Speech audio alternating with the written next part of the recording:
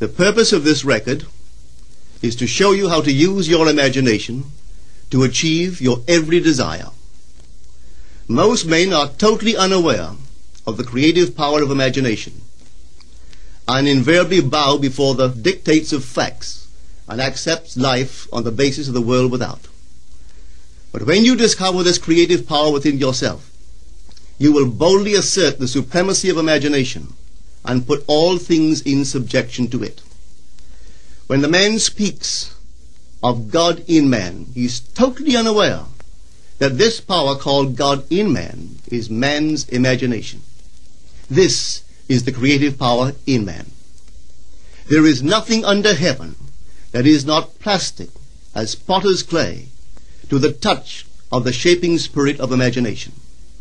Once a man said to me, "You know, Neville, I love to listen to you talk about imagination. But as I do so, I invariably touch the chair with my fingers and push my feet into the rug, just to keep my sense of the reality and the profundity of things." Well, undoubtedly he is still touching the chair with his fingers and pushing his feet into the rug. But now let me tell you another one who didn't touch with her fingers and didn't push that foot of hers onto the board of the streetcar. It's the story of a young girl, just turned 17. It was Christmas Eve, and she is sad of heart.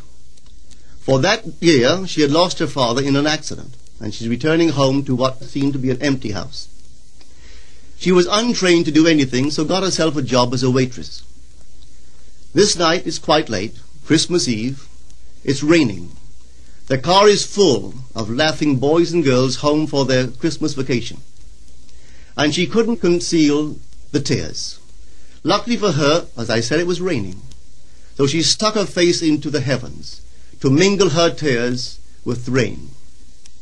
And then, holding the rail of the streetcar, this is what she did. She said, "This is not rain, but this is spray from the ocean. And this is not the salt of tears that I taste, but this is the salt of the sea in the wind. And this is not San Diego. This is a ship, and I'm coming into the Bay of Samoa." And there she felt the reality of all that she had imagined. Then came the end of the journey, and all are out.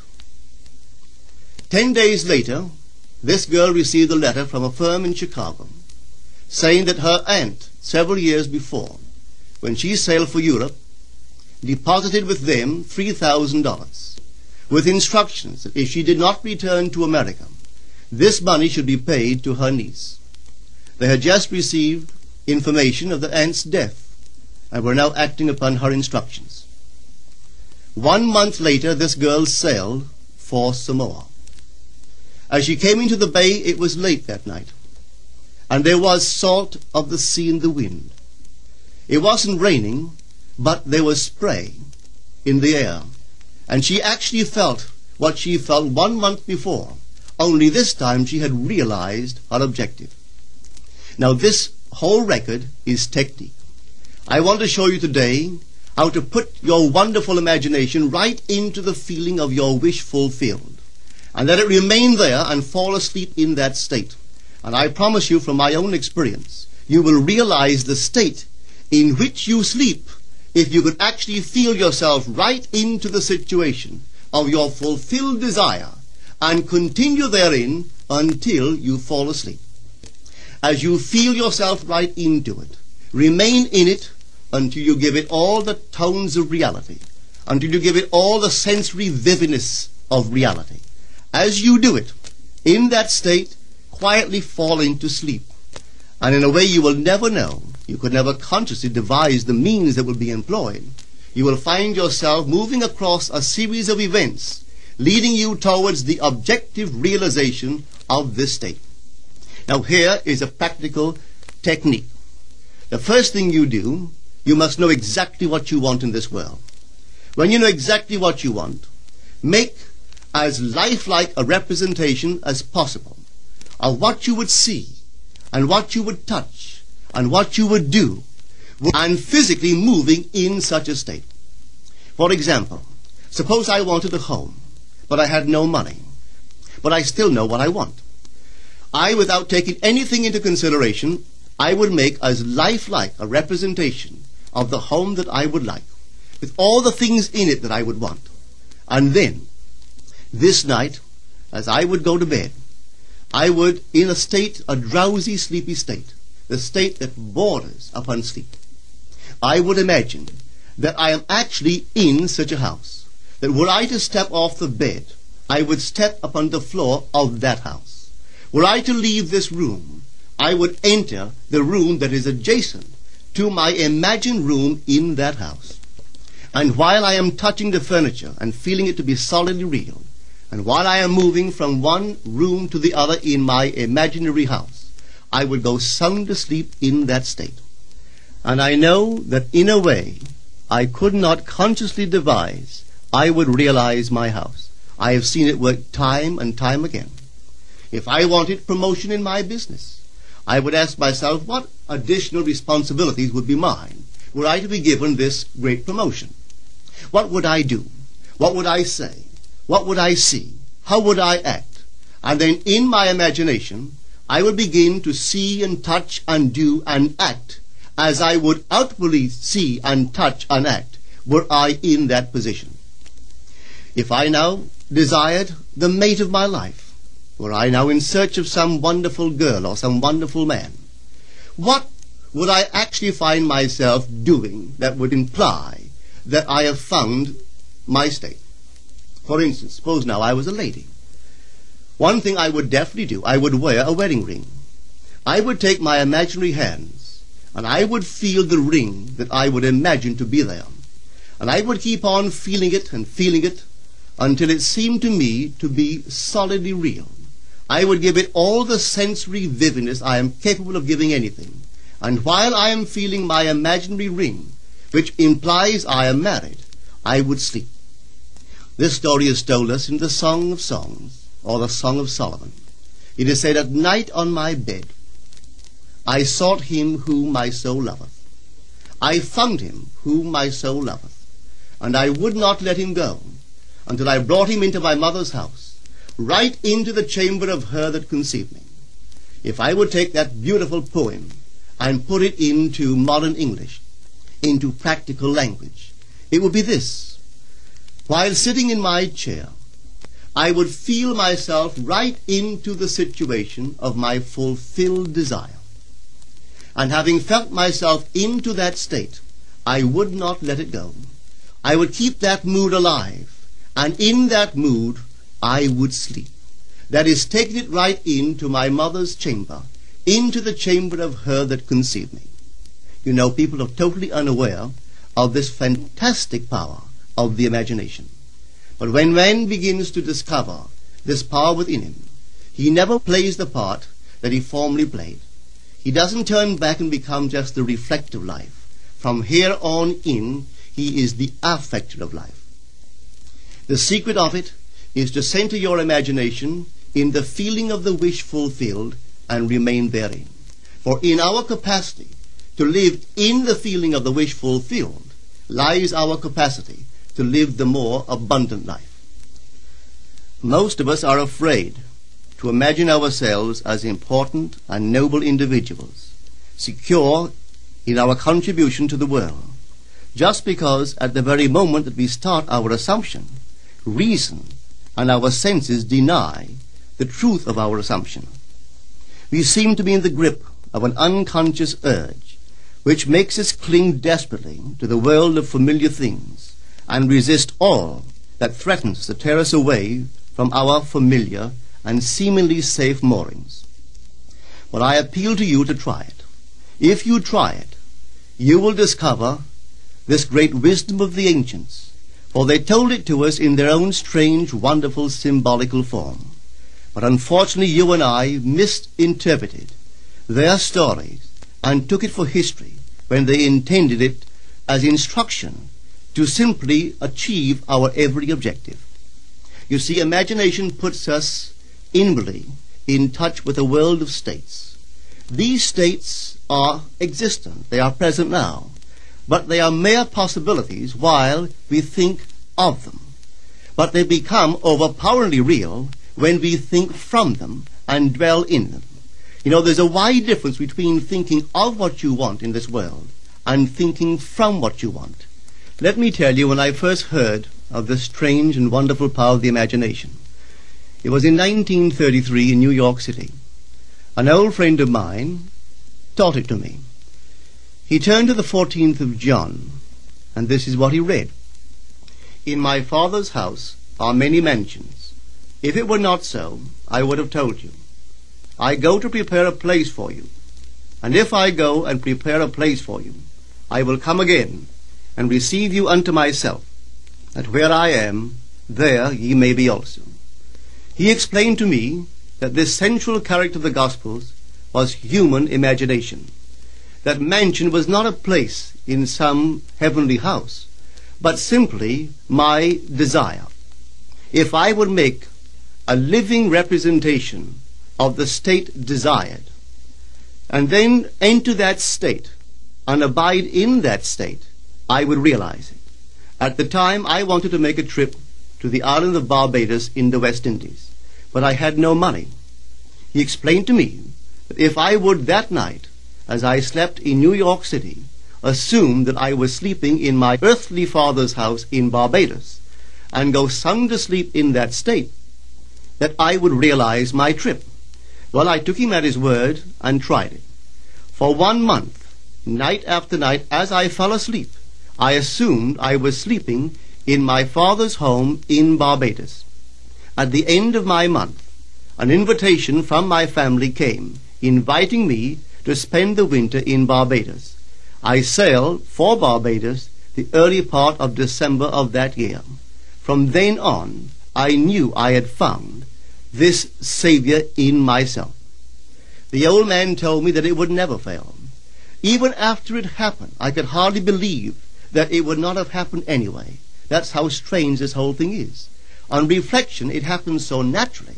You begin to feel or to tell yourself, well, it would have happened anyway.